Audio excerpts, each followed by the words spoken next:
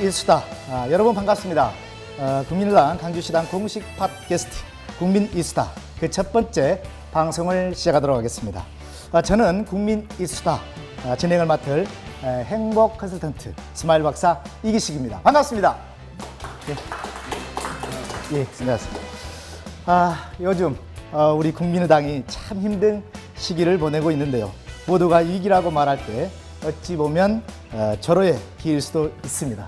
예, 혁신이라는 가시밭길을 묵묵히 이겨내면 온 국민이 사랑하는 정당으로 다시 태어날 수 있을 겁니다. 다들 그렇게 믿으시죠? 예, 좋습니다. 박수 한번 주시죠.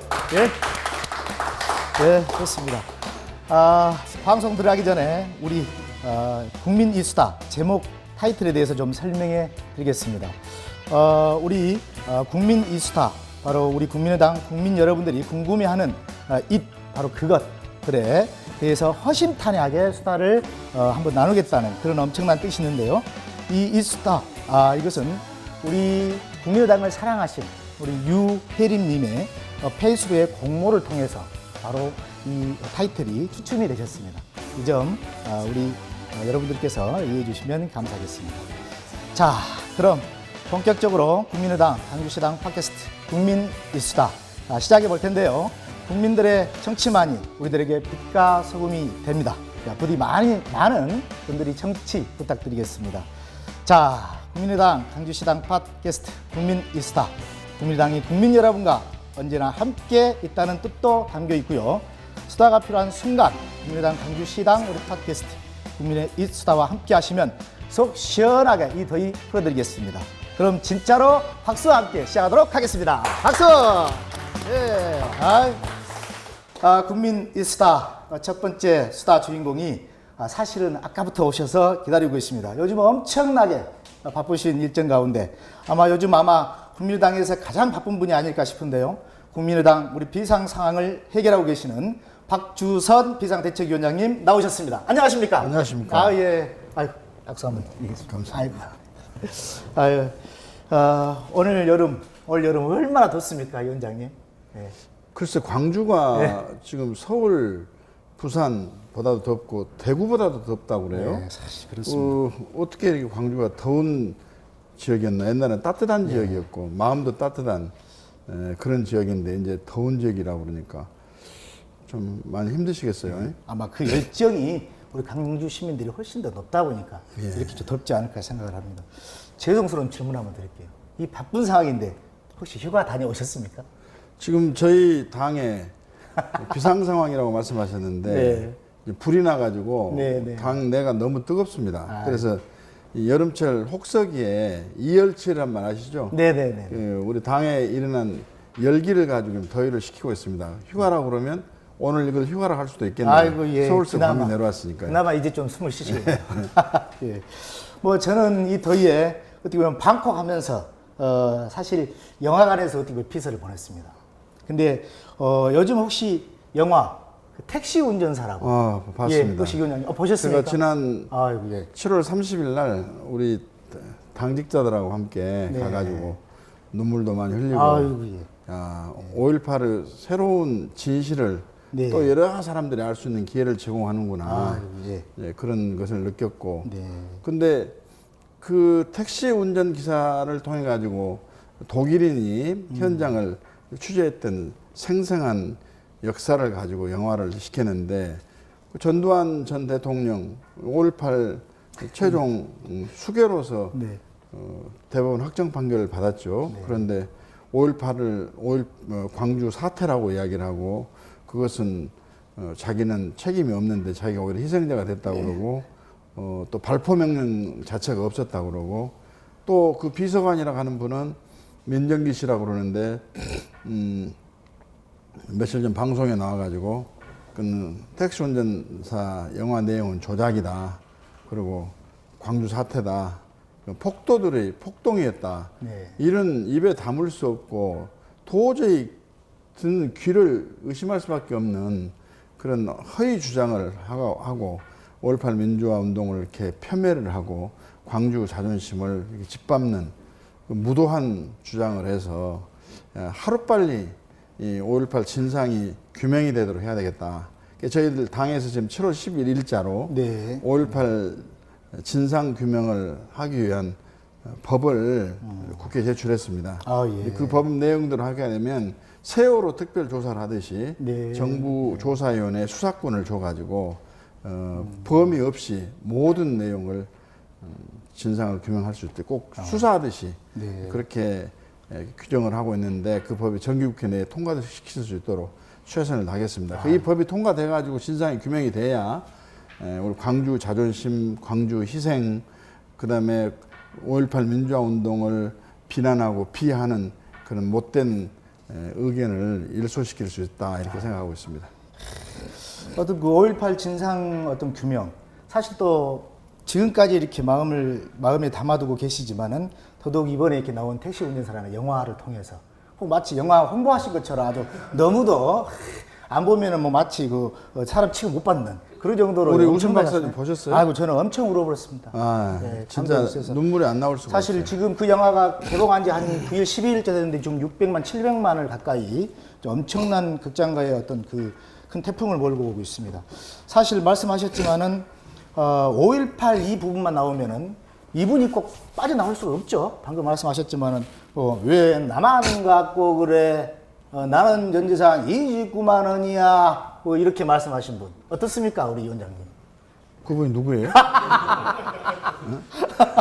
그 29만 원밖에 안 가지고 있다는 그 전두환 전 대통령을 말씀하신 것 같은데 좀 그분은 그 말 같지 않는 주장을 하셔가지고 이번에 우리 법원에서 본인이 쓴 해고록 자체가 그런 거짓말 부분을 지우지 않는 한은 판매를 할 수 없다고 그래가지고 판매 금지 가처분이 받아졌습니다. 네, 들었습니다. 그건 뭐 하기야 대법원 확정 판결도 무시하고 자기 혀 놀리는 대로 말을 하는 분인데 참 한심스럽습니다. 하여튼 대단하신 분이 그런 5.18을 이렇게 폄하를 하고 하게 되면 제2 5.18 광주 민주화운동을 촉발시키는 그런 또 하나의 잘못을 범한 것이라니까요. 예, 참, 뭐 7월 11일 날 진상규명을 위한 어떤 그런 법 발의도 하셨고, 이제 우리 강주의 어떤 염원, 강주의 시민, 또 더 나아가서 우리 대한민국 전체 국민들이 아셔야 할 어떤 그런 권리, 의무 이런 부분들이 참 있을 텐데요. 우리 영화 택시 운전기사 뭐 얘기가 나왔으니까 말인데요. 요즘같이 무더위 어떤 택시 기사분들 얼마나 고생이 많으십니까? 고생 많으시죠. 사실 그러죠. 네. 그런데 우리 국민의당에서도 택시 운전사처럼 고생하시는 분이 바로 누구실까요? 우리 박주선 위원장님. 글쎄 뭐 저를 그렇게 말씀하신 분들 계시는데 아무래도 택시 운전하시는 분보다는 좀 편하죠. 마음고생은 많이 있고 머리는 무겁습니다만.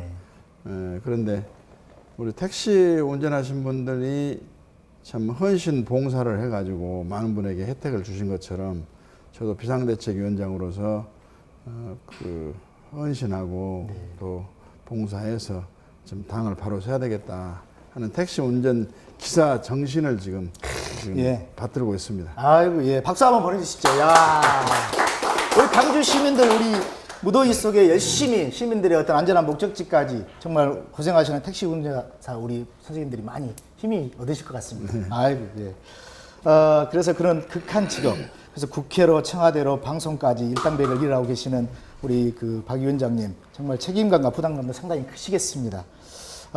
정말이지 대선 후에 우리 국민의당이 참 힘들었습니다. 그렇죠? 네. 그 중에서도 문준영 씨 취업 어떤 제보 사건, 국민의당이 사느냐 죽느냐 뭐 절대절명에 이겼는데요. 다행히 참 검찰 조사가 뭐 진실이 밝혀지고 우리 국민의당 지도부의 억울한 누명이 좀 벗어나지 않냐 이런 생각이 또 듭니다. 국민의당 입장에서 창당 이래 가장 큰 위기를 이겨냈는데 결과적으로 보면은 검찰 조사와 우리 국민의당의 진상 결과가 같은 맥락이다. 이렇게 좀 저 생각하는데 어떠십니까? 맥락이란 게 아니라 사실관계에 있어서 저희 당이 조사한 진상조사 결과와 검찰 수사 결과가 한 줄도 한치도 틀린 것이 없습니다. 다만 저희들은 민간인 차원에서 진상을 조사하는 거기 때문에 거기에 무슨 법률을 적용하고 또 법률을 평가하고 또 처벌을 하고 이런 건 할 수가 없어요. 그건 검찰이 알아서 하는 건데 그것도 뭐 미필적 고의에 의해 가지고 검증을 제대로 못했다 해가지고 당원 몇 사람이 지금 기소가 되어 있습니다만 그 조작은 이유미라는 당원 혼자서 한 것이 맞다 이렇게 네. 검찰이 결론을 내렸어요. 네. 그런데 이 조작 사건은 정말 국민에게 얼굴을 들 수 없는 정말로 부끄러운 그런 범죄입니다. 그런데 더 이것보다 참기가 더 어려웠던 힘들었던 것은 뭐냐면 추미애 더불어민주당 대표가 사실상 검찰총장을 역할을 하면서 검찰에게 미필적 고의를 적용해 가지고 수사를 확대해라. 예, 국민의당에서 조사한 진상조사 결과는 꼬리 자르고 머리 잘랐다. 그렇기 때문에 더 철저히 하라고 총장으로서 지침을 내리는 바람에 그렇지 않아도 검찰이 현직 대통령과 대통령 아들이 관련된 문제이기 때문에 더 충성하고 더 과잉하는 수사를 할 텐데 이 추미애 검찰총장 아닌 검찰총장 지침 때문에 좀 미필적 고의라는 참 법리상 도저히 수용할 수 없는 그런 논리를 적용해가지고 지금 기소를 몇 사람 더 해놨는데 그러더라도 이건 우리 당의 지도부가 관여된 조직범죄는 아니란 것은 결론이 난 거고 이 기소된 몇 사람의 검증 소홀 책임도 법원의 재판을 통해서 유무죄가 명명백백이 가려질 것이다 이렇게 생각하고 있습니다. 아, 예, 예. 사실 많은 걱정도 많이 하고요. 우리 국민들이 또 국민의당을 사랑하고 관심 있는 분들이 우리 당원분들이 많이 걱정을 많이 하셨을 겁니다. 그런데 어떤 이런 제보 사건이 막 그 불거지자마자 뭐 테이블에 어떤 여론에 대해서 확산되자마자 사실 우리 비대위원장님께서 어떤 극단의 조치 마치 어떤 그 남자다운 남자의 어떤 멋있는 부분 어떤 그 표현을 하셨어요. 연출을 하셨어요. 그 부분이 뭐냐면 실질적으로 묻지도 따지도 않고 대국민 사과. 이 부분을 보시고 사실 저도 그 모습을 봤습니다만은 남자로서 같은 남자로서 상당히 멋지다. 뭐 좀 남자답다. 뭐 이런 어떤 생각이 들었어요. 어떠셨어요? 남자다운 사람을 보고 비대위원장이라니. 내가 그렇게 비대합니까? 비상대책위원장을 지금 줄여서 하신 말씀이죠. 예.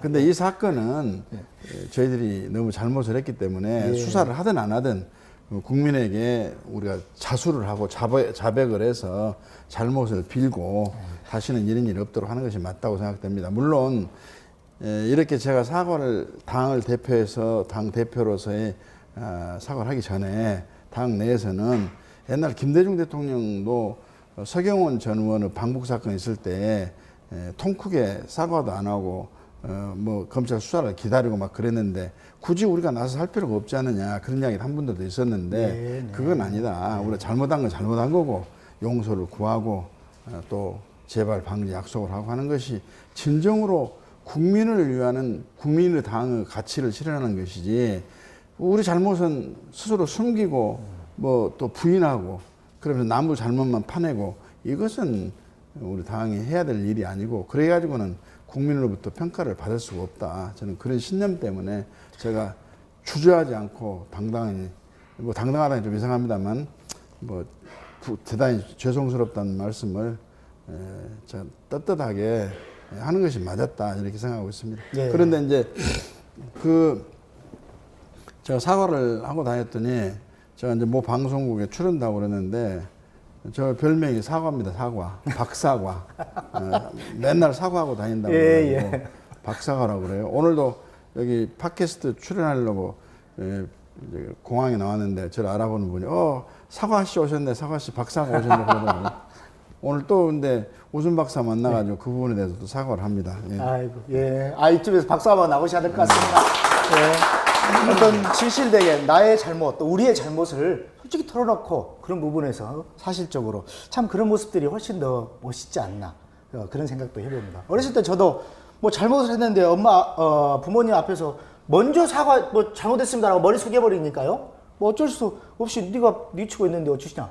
뭐 이런 상황에서도 저도 이렇게 그런 경험도 있습니다만은 그 진실된 마음에서 실질적으로 잘못된 부분을 바로바로 짚고 사과하는 그런 마음, 그런 어떤 행동을 보여주셨다는 자체에 크게 높이 평가를 하실 수가 있겠습니다. 사실 어떤 그 이번 제보 사건의 전만 해도 우리 국민의당이 문재인 정부 초기 인사청문회 국정에서도 어떻게 보면 캐스트 보드를 치고 자신감 있는 행보를 이어간 게 사실이었거든요. 근데 이번 사건의 여파로 우리 국민의당이 앞으로 제 목소리를 어떻게 낼 것인가 좀 힘들어지지 않을까 이런 걱정도 사실 됩니다. 우리 위원장님 어떻게 그러니까 생각하시겠어요? 이제 그 당시에 그 야당이나 특히나 그 여당에서는 네. 저희들이 도움을 얻거나 또 함께 하지 않으면 국회 운영이 안 됨에도 불구하고 저희 당을 굉장히 비아냥거리고 더 아프게 짓밟고 그랬거든요. 왜냐하면 이 기회에 다시는 일어설 수 없는 다시 안진뱅이 정당을 만들어 가지고 국민당 자체를 소멸을 시켜야 되겠다. 아마 이런 것 때문에 이제 그랬던 것 같은데요. 네.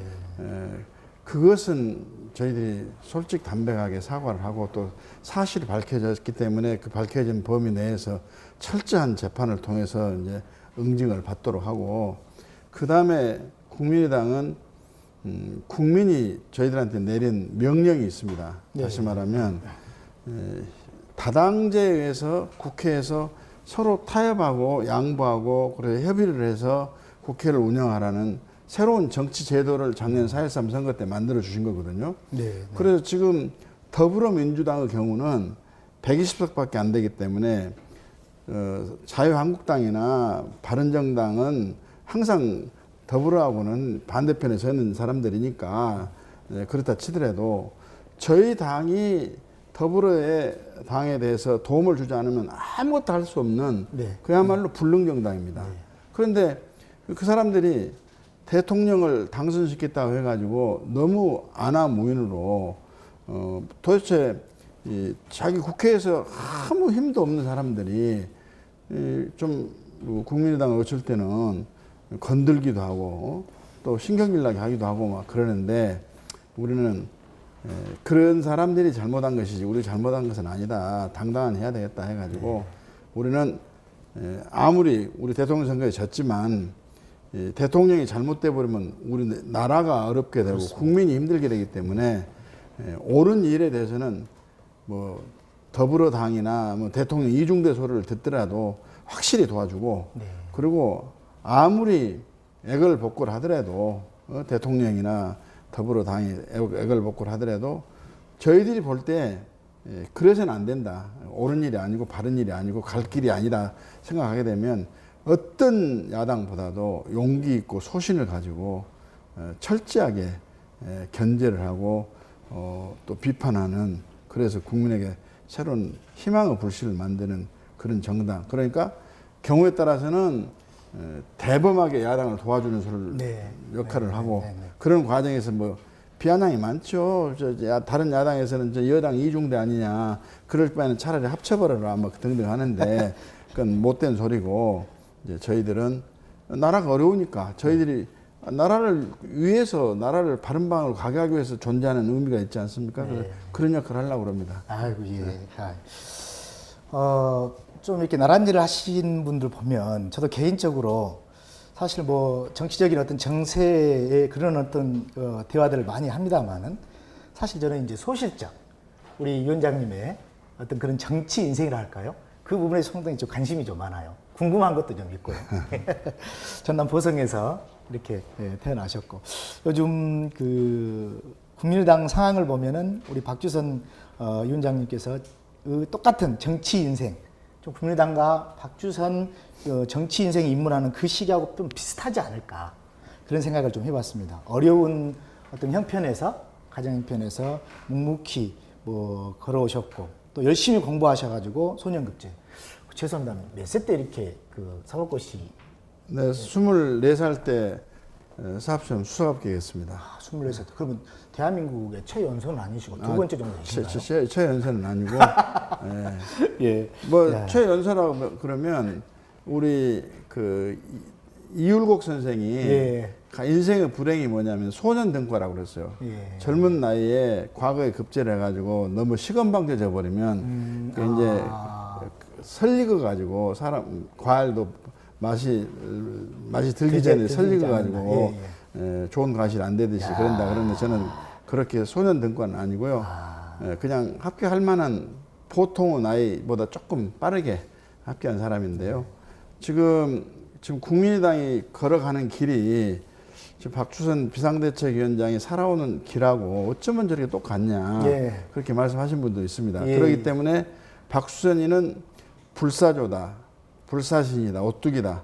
저 사람은 어떤 수렁에 빠뜨려놔도 반드시 그 수렁에 빠져나와서 수렁에 들어갈 때보다도 한 단계 높이 올라가고 또 더 발전하고 하는 모습을 보아온 분들이 역시 국민당이 어렵지만 박주선을 통해서 더 훌륭한 당, 더 승리하는 당으로 반드시 만들어낼 것이다. 그런 말씀도 하시고 그러거든요. 근데 저는 제가 어머니가 피를 팔아가지고 중학교 등록금을 주셔가지고 학교 입학을 하고 좀 초등학교 때부터 대학 졸업할 때까지 사업시험 수업 때까지 제가 지금 공부를 굉장히 잘했다고 평가를 받은 사람입니다. 예. 예. 며칠 전에 제가 뭐 서울에 있는 방송에 나갔더니 사회자께서 호남의 천재 아닙니까? 그래서 천재라니요.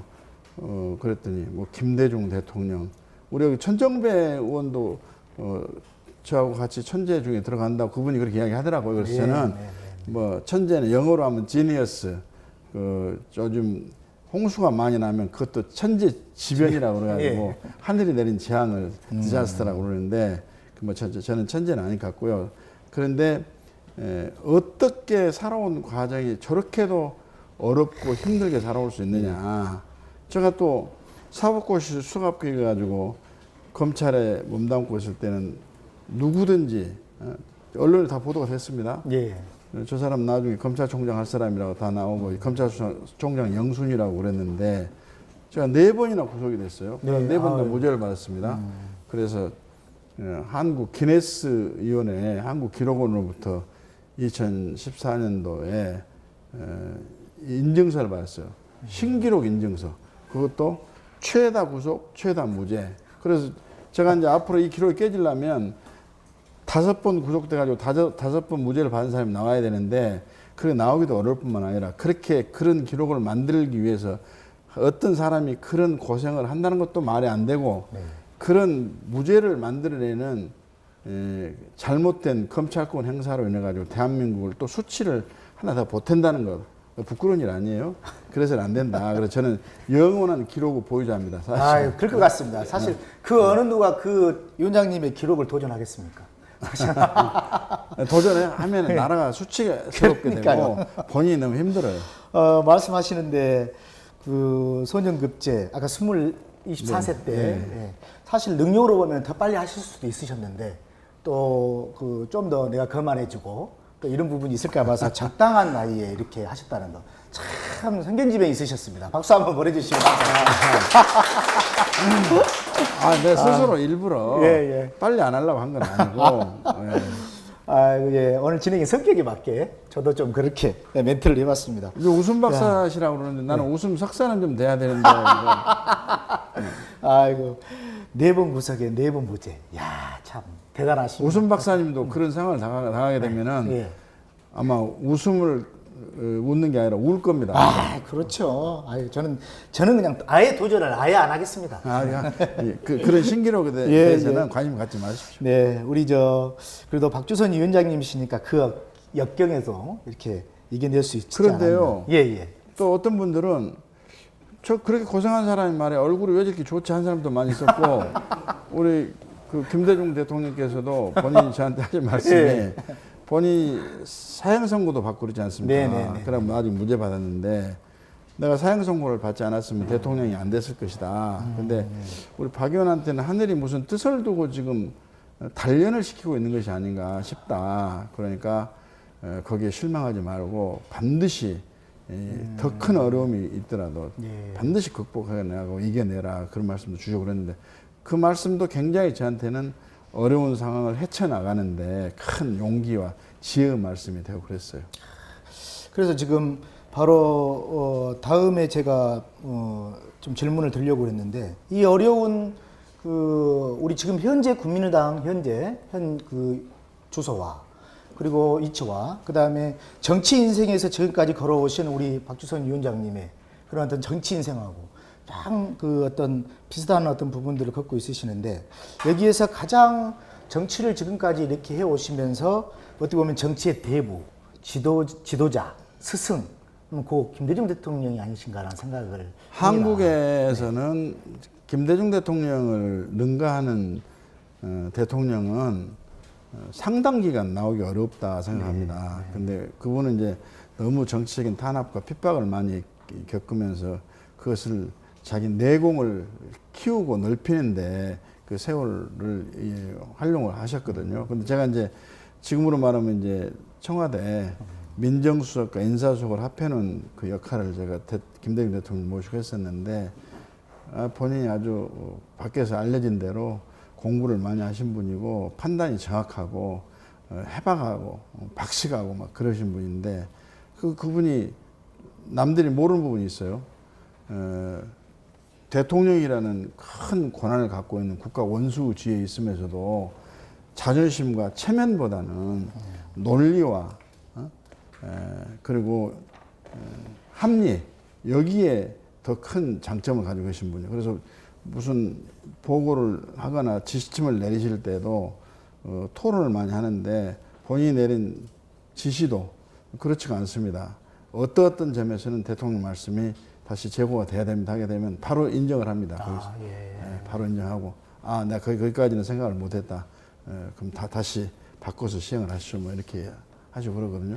국가 지도자가 좀 그래야 돼요.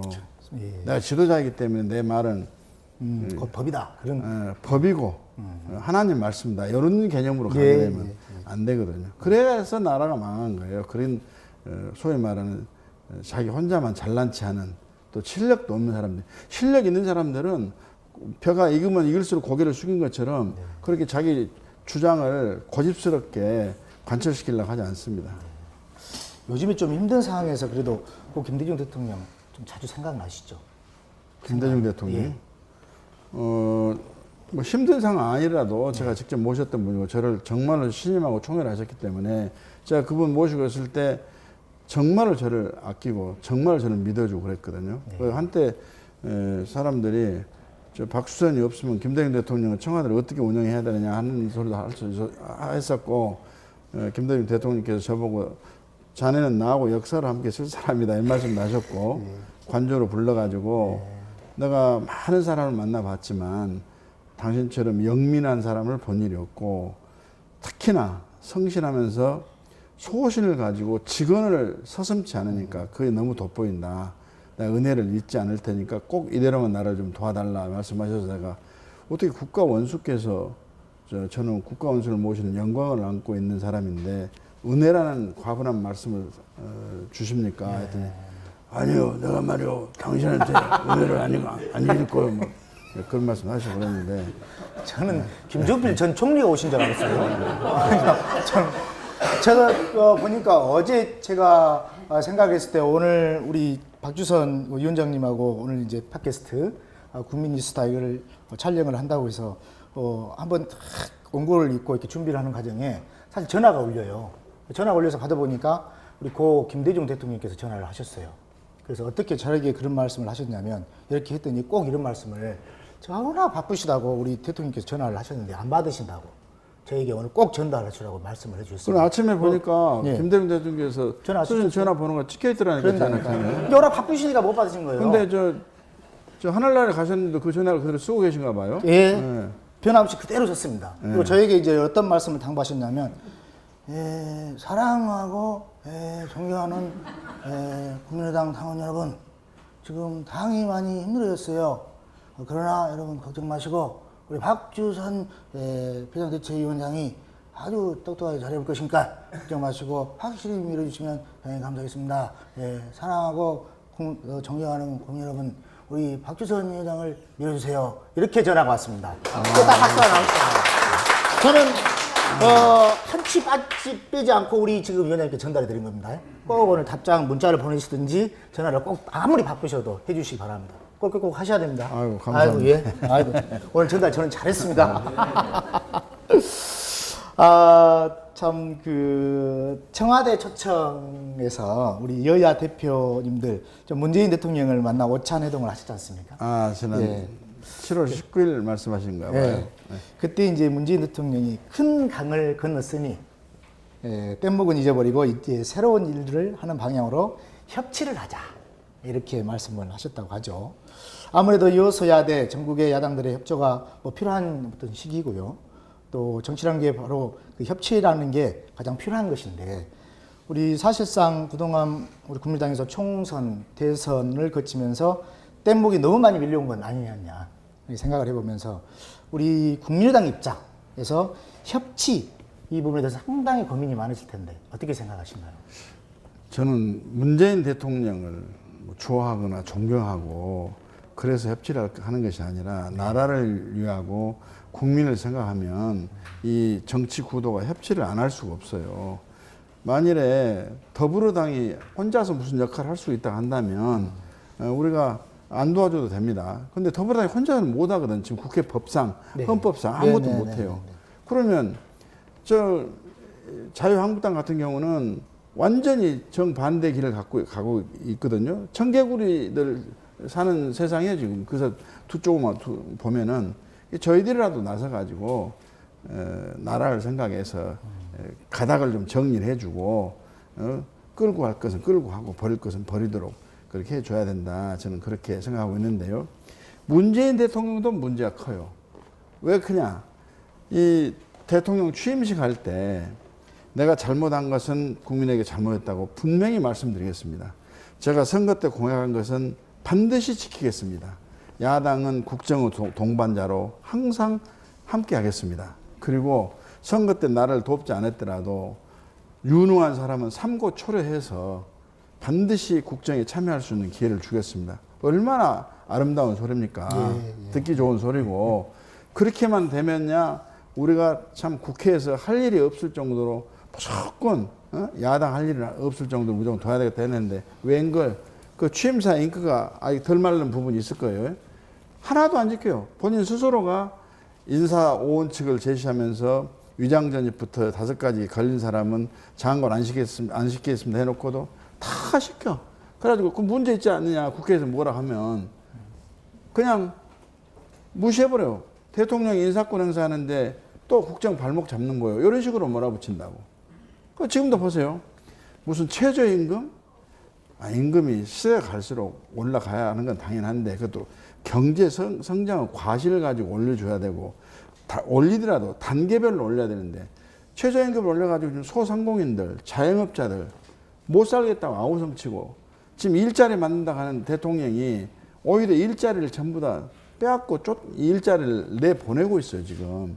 보세요. 원자력 폐쇄한다고 그래가지고 그러면 폐쇄를 하려면은 폐쇄를 할 때 원자력 발전소를 대체하는 전기를 만들어내는 발전소를 지어놓고 해야 될 거 아니에요? 이미 국가에서 2조 가까이 들어가는 원자력 발전소 신고리 5, 6호를 건설하고 있는데 무조건 중단시켜놨어요 지금. 그래가지고 전부 다 여론조사 가지고 뭐 공론화 한다고 그러는데 해가지고 그 할까요 말까 해가지고 하지 말자는 여론이 높으면 안 한다 이런 이야기인데 그럼 대통령이 무슨 필요가 있어요? 여론조사 하면 되는 것이지. 모든 걸 여론조사를 하면 되는 거 아니에요? 네. 지금 보세요.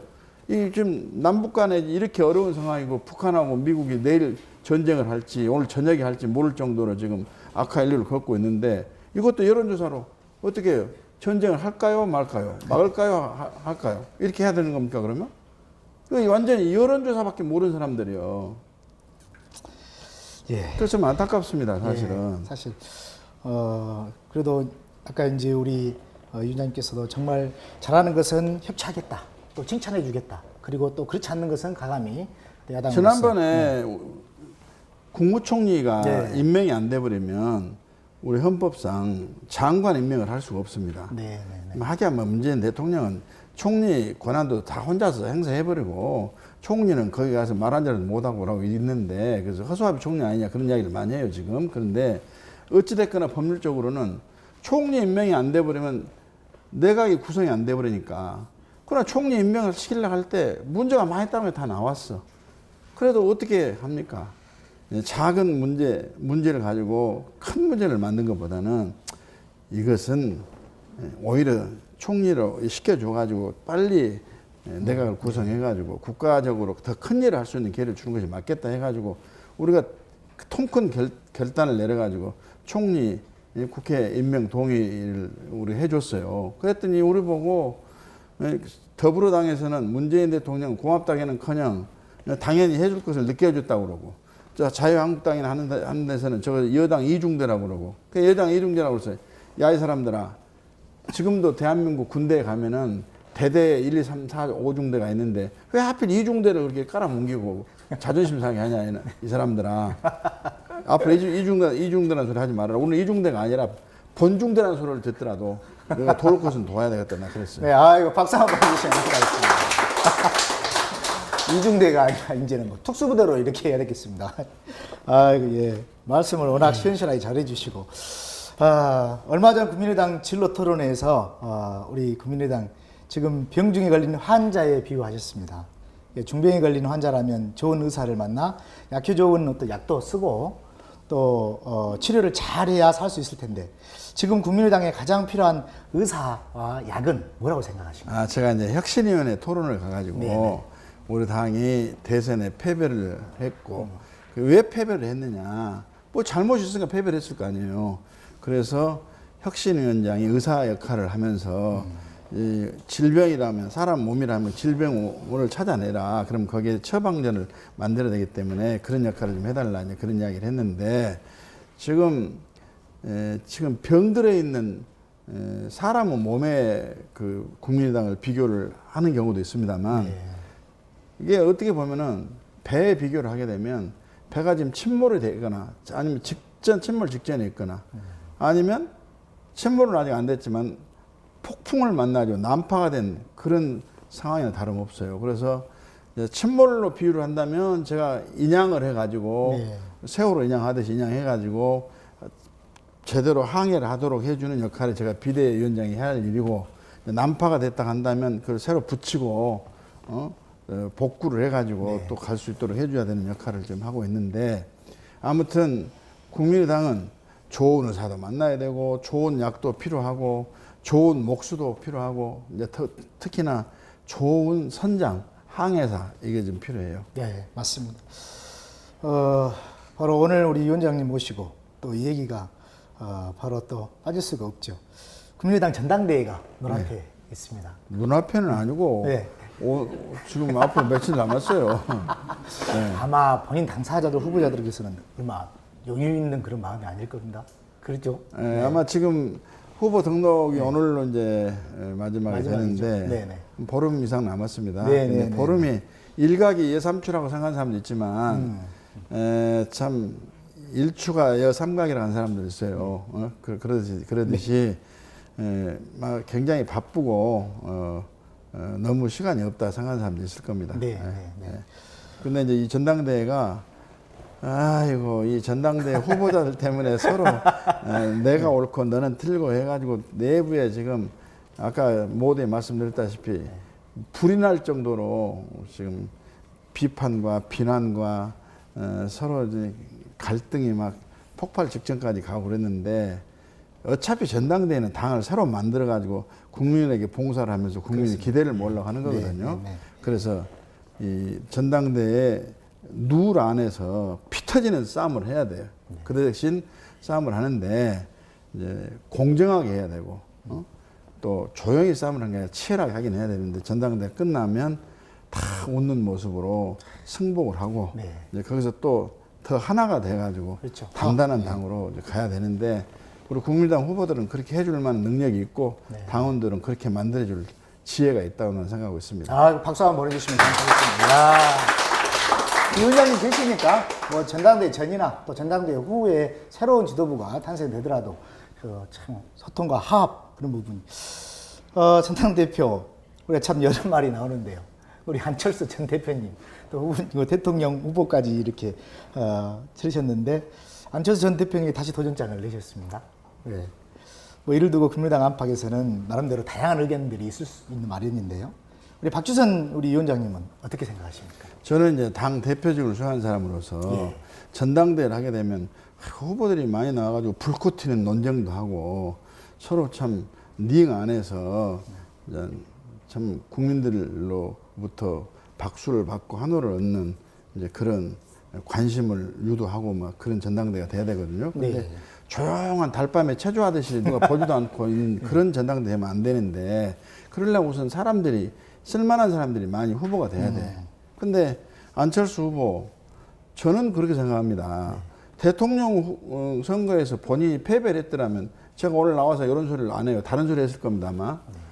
그런데 본인이 패배를 해가지고 당 지도부 좀 사퇴를 하다 보니까 그 패배 때문에 전당대회가 이루어지는데, 패배해놓고 책임을 가장 먼저 질 사람이 당권에 도전을 한다? 뻔뻔스럽지 않냐? 요렇게 이제 이야기하는 사람들이 당내 상당수 있었어요.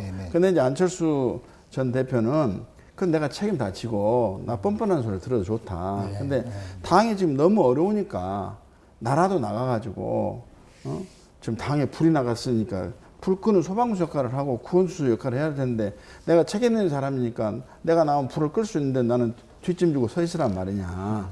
나의 당권이라는 것이 대통령처럼 무슨 권력을 가지고 휘두른 것이 아니고 당을 국민 속에 심고 지지를 이끌어내는 그런 봉사자이기 때문에 그 봉사를 하려고 한다. 이게 이제 출마 변이에요. 그리고 이제 나머지 뭐 천정배, 정동영 후보 이런 분들은 당신 아니라도 내가 봉사할 수 있으니까 안 나와도 되는데 뭐 이제 책임 있는 사람이 말만 번지는 그렇게 하고 그러느냐, 이런 이야기인데, 그것은 뭐 천정배, 정동영 후보 이런 분들 편을 든 사람들이 나서가지고 안철수 후보를 공격할 것이 아니라 말 없는 다수 당원들이 다 그 사람들보다 더 잘 알고 계십니다. 그러니까 당원들의 그 판단에 의해서 선택하고 결정을 해가지고 이 사람을 당대표로 만들어 놓은 것이 그래도 더불어당하고 경쟁할 수도 있겠고 더불어당하고 차별할 수도 있고, 그래서 더불어당이 잘못되면 국민의당이 있기 때문에 우리 희망이다, 평가를 받을 수 있는 당을 만들 사람이 누구냐, 이제 이건 당원들이 평가를 해주면 될 일 아니냐. 그러면서 저는 이제 불을 끄고 있습니다. 큰 틀에서 역시 이 원장님답게 큰 틀에서 이렇게 바라보는 전당대회의 어떤 그런 준비, 그런 말씀을 해주신 것 같습니다. 사실상 우리 국민의당 입장에서 전당대회 참 중요하죠. 지금 현 시기에 또 많은 분들이 참여할 수 있도록 홍보도 중요하고요. 그다음에 전당대회가 어떻게 보면 성공적으로 또 이렇게 끝나려면은 당 차원의 어떤 전략 혹시 이 원장님 있으신지요? 우선 오늘 이 팟캐스트가 전당대회에 하나의 관심을 불러일으키고 또 큰 홍보의 계기가 좀 됐으면 좋겠습니다. 됐고, 이 전당대회는 여러 사람이 각종 의견을 표출하기 때문에 조용하게 치르거나 남이 안 보는 달밤에 하거나 어디 계곡 밑에 가서 하는 일이 아닙니다. 시끄러워야 돼. 그래야 귀가 번쩍 떠지고 눈이 떠지고 누구 말에도 오르냐, 저 사람이 그 말을 하는데 내가 판단할 때 맞느냐 틀리냐 관심도 가야죠. 그런 거거든요. 그래서 국민의 관심, 주시, 이목 뭐 이런 말을 좀 하고 싶은데, 그런 상황이 좀 집중이 될 수 있는 그런 상황이 좀 와야 된다 이렇게 생각합니다. 사실 뭐 이번에 당 대표가 누가 되든 간에 정말 우리 국민의당이 정말 다시 꽃길로 걸어갈 수 있도록 큰 어떤 정당은 꽃길은 없어요. 항상 국민이 꽃길을 가도록 만들어줘야죠. 꽃길을 만드는 사람이 역할이지. 꽃길 만들어 우리가 걸어간다는 게 뭐 말이 됩니까, 그게? 그래도 이제 국민들께서 다시 이제 우리 국민의당을 한번 다시 이렇게 믿고 또 화합하고 힘을 실을 수 있는 그런 강력한 어떤 리더자, 이런 부분들이 전당대회에서 꼭 이렇게 성공적으로 이끌었으면 좋겠습니다. 그런 사람이 어떤 사람인지 압니까? 우리 이기식 박사처럼 우선 국민을 웃게 만들어주는, 웃게 만들려면 어떻게 해야 되느냐.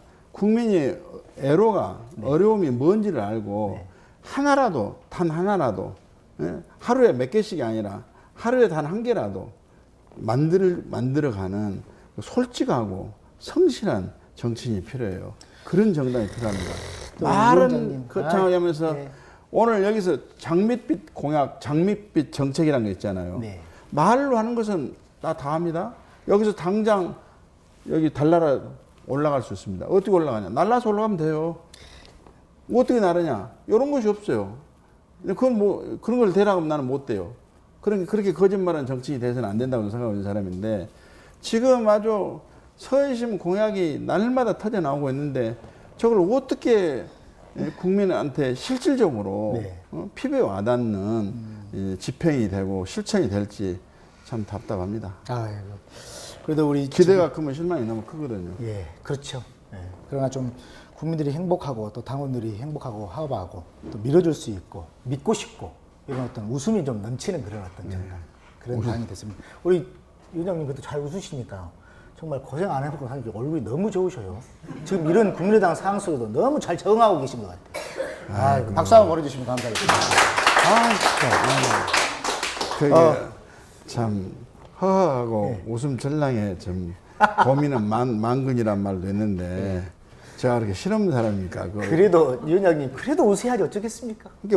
또 운다고 제가 운다고 또 국민당 지지를 막 올려주지도 않을 거예요. 그래서 위원장님 혹시 이거 지금 화분 보이시죠? 이거 혹시 뭐 같아요? 아직 나 안경 안 꼈어요. 다 잘 보이죠. 뭐 같습니까 혹시? 화분? 이게 지금 레몬 씨앗입니다. 아 그렇습니까? 예, 우리 여기 레몬 씨앗이 싹이 터서 네. 한 달 지금 7월 초에 한 달간 넘었거든요. 그런데 이렇게 이파리가 세 개 마치 우리 국민의당에 대한 어떤 마크를 상징한 것처럼 지금 이렇게 아주 작고 아담하게 좀 자라고 있어요. 그래서 제가 오늘 이거 화분을 보고 마치 국민의당을 의미하는 것 같습니다. 아이고 예, 감사합니다. 앞으로 이게 시간이 잘 커서 이게 이 레몬 싹은 색깔도 국민당 색깔인데 맞습니다. 이 화분은 국민당 색깔이 아닌데 근데 사실 오늘 우리 위원장님하고 저하고 색깔도 사실 오늘 국민의 색깔이 아니에요. 이거, 녹색. 이거. 그럼, 그거 맞네요. 역시. 아, 이거 좋습니다. 저는 또 마음이 녹색이에요. 자, 이렇게 해서 벌써 또 이렇게 고귀한 시간이 됐습니다. 벌써요? 네. 국민의당, 우리. 이제 그만 토크쇼 그만하자고 지금. 예, 국민의당 우리 강주시당 팟캐스트. 지금 국민의당에 처해 있는 어떤 그 절대절명의 위기, 그다음에 당 또 대표의 어떤 지도자가 선출되기까지, 또 지금 실제 어떤 당을 재정비할 수 있는 그런 어떤 계기, 이렇게 모든 것들을 또 낱낱이 수다를 통해서 우리가 이렇게 위원장님 모시고 대화를 해 보았습니다. 정말 그 바쁘시지만은 또 여러 가지 마음의 어떤 그런 깊은 고뇌도 있으시겠지만 그래도 오늘 여기까지 오셔서 조금이나마 우리 당 속으로 또 속으로 국민 속으로 참여할 수 있는 우리 국민의 당을 만들기 위해서 이렇게 오늘 강주시당까지 바쁘신 걸음해 주셔서 정말 감사합니다. 항상 끝으로 또 우리 강주시당 여러분들과 또 아니면 국민 여러분께 한 말씀 좀 해주시죠. 저 걸음만 한 게 아니라 택시 탔죠, 네. 비행기 탔죠, 걸어왔죠, 여러 가지 해가지고 왔는데 저희 국민의당은 광주를 중심으로 한 호남에서 만들어주신 당이고 호남의 이익을 또 호남을 권리를 보호하면서 호남을 대변하는 정당입니다. 우리 국민의당이 만일 없다고 한다면 또 제대로 역할을 못한다고 한다면 이제 더불어당 천지가 되고 문재인 대통령 권력은 무소불위가 돼가지고 이제 자기들끼리 자기들만을 위한 권력 행사를 하고 또다시 호남은 소외와 배제, 무시, 낙후 이런 낱말이 아주 난무하는 그런 상황이 될 겁니다. 옛날 노무현 대통령 그 열린우리당 만들어가지고 민주당 쪼개버리고 그 만들어 나가가지고 호남 무시했지 않습니까? 지금도 지금 문재인 대통령 이 대한민국 천지에 장관할 사람이 뭐 유장전입하고 탈세하고 무슨 논문 표절하고 뭐 맨날 죄진 사람만 있겠습니까? 그런 안 한 사람 많이 있어요. 근데 자기 주위에 있는 사람, 자기 선거 때 도움 줬던 사람, 자기하고 코드가 맞는 사람, 이런 사람들 중에서만 장관을 뽑으려고 하다 보니까 맨 그렇게 걸린 사람들을 뽑아가지고 어거지로 임명을 요청을 하고 국회에서 문제를 삼으면 니들은 얼마나 깨끗하냐, 뭐 옛날에는 그걸 안 했냐, 왜 자기가 뭐 이런 거 안 하겠다고 왜 자기가 인사 원칙을 만들었냐 이 말이에요. 자기가 만든 것을 지키지도 못하면서 뭘 국민에게 뭘 하겠다고 그 약속을 누가 지금 인정하겠습니까? 두고 보시면 알 겁니다. 네. 뭐 이제 우리 그래서 저는 아까 말씀드린 대로 대한민국 정치 지형 중에서 호남은 누가 뭐라 해도 야권을 버팀목 역할을 해주고 바람막 역할을 해주면서 야권을 보호하는 그런 핵심 지지 기반입니다. 그래서 저희들은 광주가 또 주도해가지고 문재인 대통령도 만들어냈지만 광주가 주도해서 대한민국 다당제를 만들어냈기 때문에 역시 광주의 평가부터 광주의 판단에서부터 국민의당이 절대 필요하구나. 나라를 위해서 호남을 위해서 국민을 위해서 절대 필요하구나. 반드시 있어야 돼. 이런 평가가 계속 확대가 될 수 있도록 최선 노력하겠습니다. 예. 지켜봐야겠습니다. 위원장님 마지막으로 항상 또 아직도 덥습니다. 거의 얘기 내시고 건강관리 잘 하시고요. 마지막으로 국민의당 화이팅, 화이팅, 화이팅 세 번 파이팅을 하고 오늘 이 순서 마치도록 하겠습니다. 그러면 국민의당 화이팅 화이팅 하면은 지지율이 팍팍팍 올라갑니다. 틀림없이 올라갈 겁니다. 예. 그래서 우리 위원장님 어떤 목소리를 우렁차게 하시냐 이게 참 중요한 것 같습니다. 우렁차게. 자, 세 번입니다. 자, 제가 카운트를 하나, 둘, 셋 하면은 국민의당 화이팅, 화이팅, 화이팅입니다. 자, 하나, 둘, 셋. 국민의당 화이팅, 화이팅, 화이팅. 박수. 감사합니다. 네, 국민의당 강주시당 공식 팟캐스트 국민 이스타 첫 번째 스타 손님으로 우리 국민의당 박주선 비상대책위원장님과 함께 했습니다. 오늘 바쁘신데 아주 조강돼서 시간 허락해 주신 우리 위원장님께 다시 한번 감사 말씀드리고 오늘 참석해 주신 우리 당원 여러분 진심으로 감사드립니다. 국민의당 화이팅입니다. 감사합니다. 네. 감사합니다.